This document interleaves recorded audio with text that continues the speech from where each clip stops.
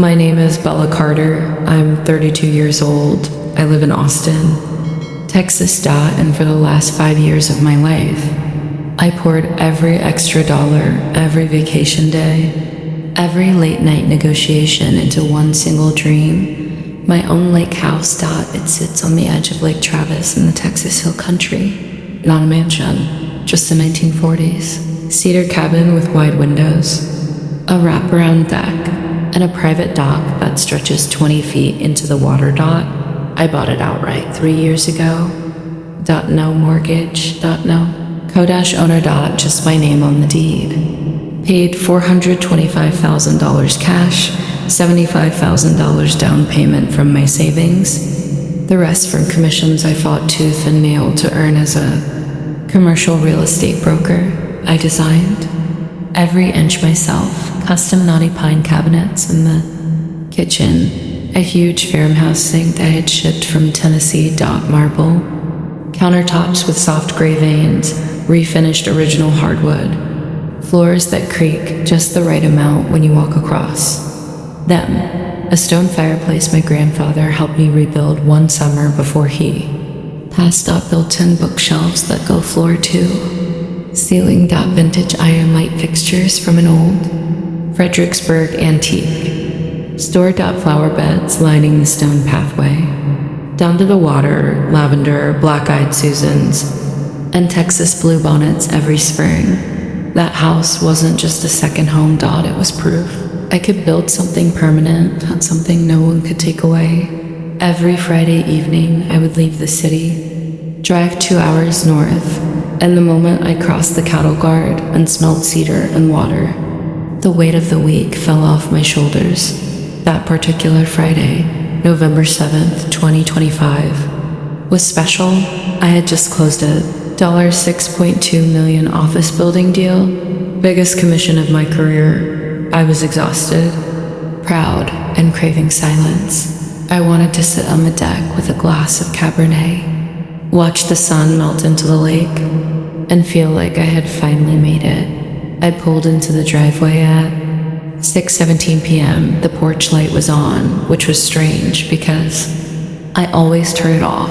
The front door was slightly ajar. I stepped inside and the world tilted. Kitchen was destroyed, cabinets ripped from the walls, countertops gone. Tiles shattered across the floor like broken teeth, dangled from the ceiling like black vines. The island, my beautiful hand-built walnut island, was missing, completely gone. The living room looked even worse. Hardwood floors pried up in jagged strips, the stone fireplace demolished, leaving a gaping black hole in the wall. Furniture shoved against one wall like frightened animals. Dust and drywall powder coated everything. I stood there, keys still in my hand, heart hammering so loud I could hear it in my ears. Then I heard voices. Coming from the back. DECK. I walked through the wreckage like I was moving through a nightmare. There they were, Mom in her white linen pants and coral blouse, silver hair in a perfect low bun. Dad in cargo shorts and his favorite fishing vest. My younger brother Jacob, 34, married, always the easy child, and Victoria, his wife, standing next to him with her arms crossed, looking annoyed that I'd interrupted something. Mom saw me first. She smiled, bright, warm, the same smile she used when I was 10 and she burned the cookies but wanted me to eat them anyway. Oh, Bella, you're early, sweetheart. We didn't expect you until tomorrow. I couldn't speak for a second. My mouth opened, closed, opened again. What did you do to my house? Dad waved a hand like he was dismissing a mosquito. Relax, honey. We're just fixing it up, making it better for everyone. Better? My voice cracked like dry wood. You gutted my kitchen. You destroyed my living room without asking me. Jacob stepped forward, arms still crossed. It's not just your house, Bells. It's the family lake house. We all grew up coming here. I bought it, I said slowly, each word heavy, with my money. 3 years ago. I sent you the purchase agreement. You all signed the acknowledgement that it was mine alone. Victoria rolled her eyes, a small, sharp movement. Technicalities. We're family. Family share. Mom put her hand on my arm, the same gentle touch she used when I was a kid. Sweetheart, Jacob and Victoria are expecting. Due in April. They need more space. The kitchen was too small, the living room too dark. We thought we'd surprise you with an open concept layout, bigger island, French doors to the deck, a little nursery nook in the corner. I pulled my arm away. You thought you'd surprise me by demolishing half my house. Dad looked proud. We hired a great crew. They've been working all week. We wanted it done before you got here so you could see the vision. I looked around at the ruined my pine. Cabinets, gone my grandfather's fireplace. Rubbled my reading nook where I used to sit with hot chocolate and old novels. Buried under construction trash. How much? I asked quietly. Dad blinked. What? How much has this surprise cost so far? Jacob cleared his throat. $28,000. Give or take. But it'll be worth it once it's finished. I laughed. Not a happy sound. A dry, hollow sound. You spent $28,000. Of whose money? Silence stretched like a rubber band about to snap. Mom looked down at her sandals. We used the family savings account.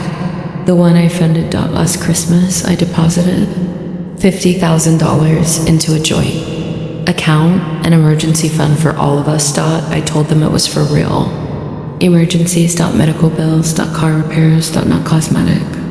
Renovations. I turned and walked back. Inside. Stepped over piles of my own destroyed property. Picked up a broken piece of my walnut island, the one I sanded and stained myself over 3 weekends. I pulled out my phone. Dialed my lawyer, put it on.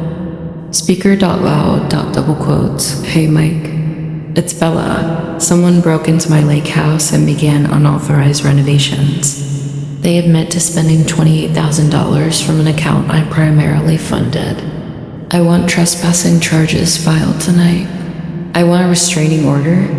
I want every cent repaid by Monday morning. And can you freeze that joint account right now? Mike's voice came through calm and steady, the way he always sounds when the world is burning, already pulling the paperwork. You want the contractors removed immediately? Yes, and inform them that if they touch one more thing, I will sue them personally for destruction of property and trespass. I ended the call. My family stared at me like I'd grown a second head. Jacob's voice was low. You're really going to sue your own family? No, I said. I'm going to sue people who stole from me, damaged my property, and believed they were entitled to it because we share blood. Mom started crying. Soft. Practice tears. Bella, we just wanted to help. To make it nicer for everyone. You wanted to take. I corrected her. There's a difference. Long pause. Music swells slightly. Then quiets. The next morning, Jacob and Victoria showed up again. Uninvited. Carrying color swatches and renovation plans. French doors. Quartz. Countertops. A bigger deck extension. A nursery. Corner with pastel walls. Victoria smiled sweetly. We thought you'd love it. Once you saw the drawings. I stood on the porch, arms folded. Get off my property now, or I call the sheriff. Jacob's face darkened. You're being selfish. You work all the time. You never come to family dinners. You never help with Mom and Dad, and now you won't even share this house. I looked at him, really looked at him. The brother who got the new car in high school while I drove the hand-me-down. The brother who moved back in with Mom and Dad rent-free for 3 years after college. The brother who always got the praise, the attention, the forgiveness. I said, very quietly, I earned this house. Every nail. Every dollar. You don't get to rewrite that story because it's inconvenient for you. Victoria laughed short, bitter. You think you're better than us because you have money? No, I said.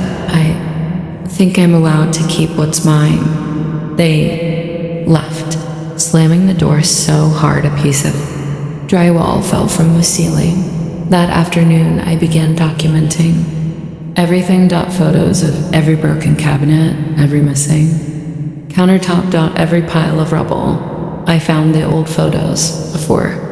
Pictures of the kitchen, the living room, the fireplace. I pulled receipts, bank statements, the original purchase contract, the signed acknowledgement from my family. My lawyer filed a cease and desist that same day. Sent to my parents, Jacob, Victoria, and the contractor. The contractor responded quickly, panicked. He said my mother had shown him fake documents, a power of attorney and a deed that listed the property as jointly owned. He thought he was working on a legitimate family project. Fraud. The restraining order was granted within 48 hours. No one from my family was allowed within 500 feet of the property. Monday morning, the joint account was frozen. $20,000 plus contractor fees was traced directly to withdrawals made by my mother. 2 weeks later, Jacob sold his new truck to repay part of it. Victoria posted long, emotional Instagram stories about toxic family members and greed destroying love. Mom left voicemails every single day for 3 weeks. They started with anger. How could you do this to us? And slowly changed to pleading. We're so sorry, Bella. Please talk to us. We didn't understand. I didn't answer. I rebuilt the house exactly the way it was. Same pine cabinets. Same marble countertops. Same stone fireplace. I hired a mason who knew my grandfather and made sure every stone went back in the exact same place. I paid for every cent myself. I wanted no reminder of their gift. On the day the last contractor left, I sat on the deck with a bottle of Cabernet and watched the sun disappear behind the hills. The water was mirror still. The air smelled like cedar and possibility. For the first time in years, the house felt completely mine again, and I realized something important. Love doesn't give anyone permission to steal your peace. Family doesn't give anyone permission to steal your home.